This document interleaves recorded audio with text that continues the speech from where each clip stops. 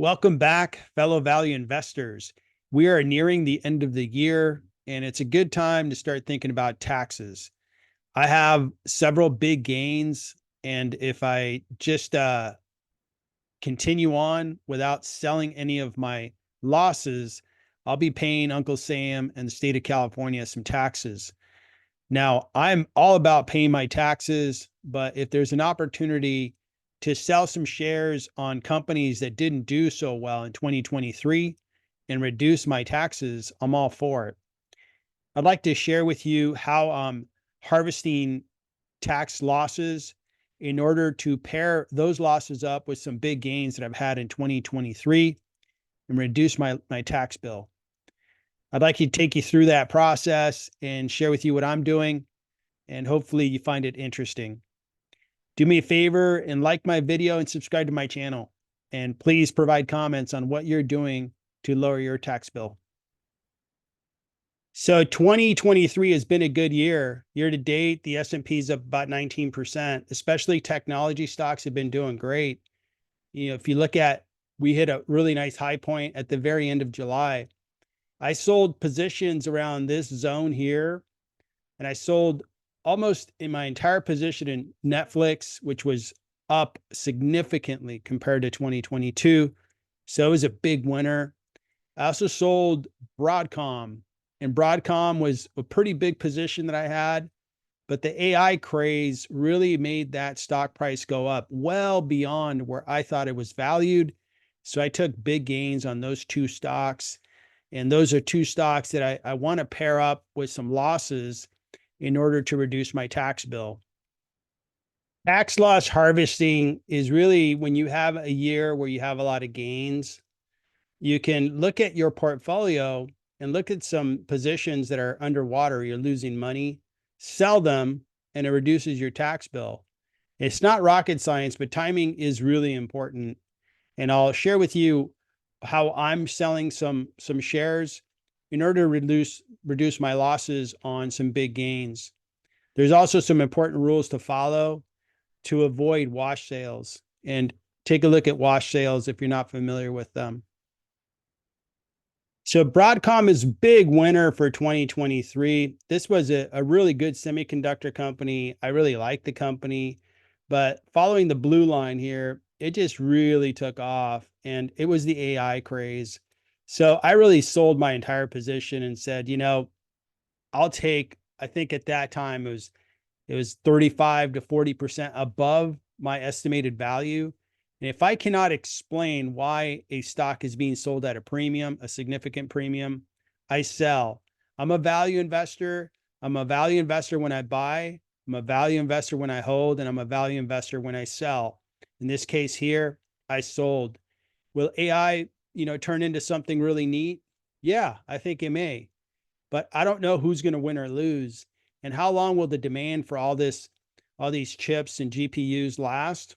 Maybe a year, maybe two, who knows?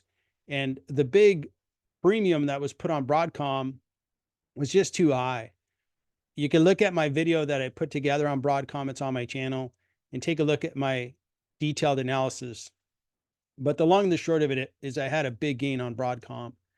Netflix was a big winner. It went down more than 80% from its high. And this is the number one streaming company.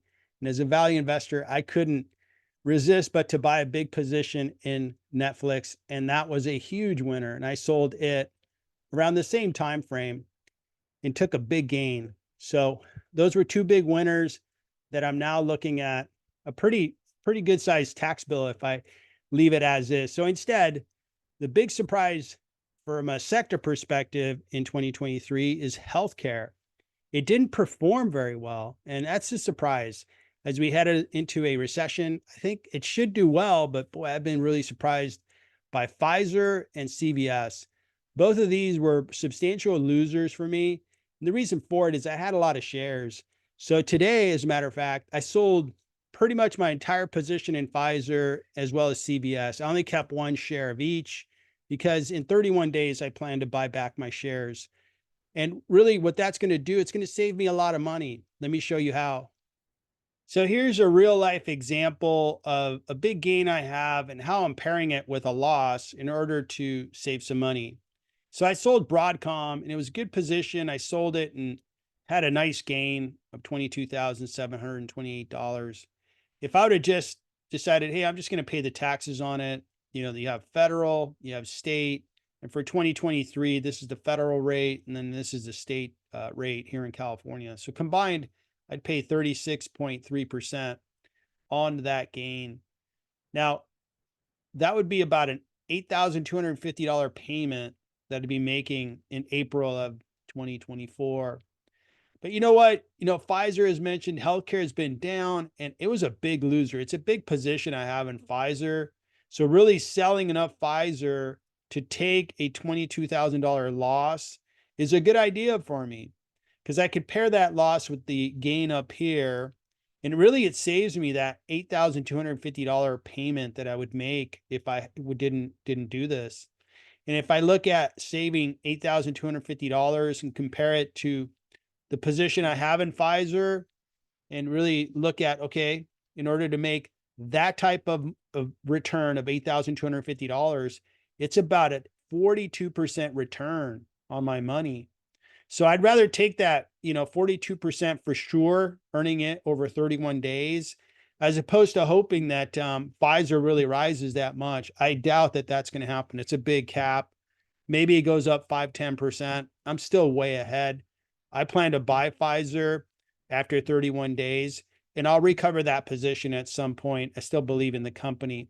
So that's an example of tax harvesting and how it saves money. Now, wash sale rules is something you got to avoid. I try to avoid it. And if you really study it and understand it, you can avoid being stuck with a previously acquired cost, which is a big penalty in some cases. So just remember, try not to act on a stock 30 days before, 30 days after, if you plan to harvest these tax losses on this transaction. And it's 30 days plus a day. So just, if anything, I try to play it safe and I'll go 30 days plus a couple of days just to make sure I don't get a wash sale.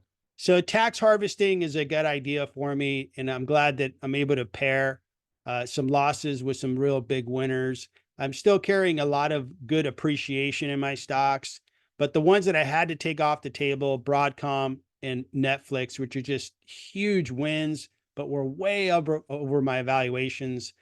I had to take those gains. So I was able to pair them with a couple of stocks that are down. I think they're good companies, both Pfizer and CVS, but they're just healthcare has been down. So I'll take those losses, pair them up, and save some money on taxes.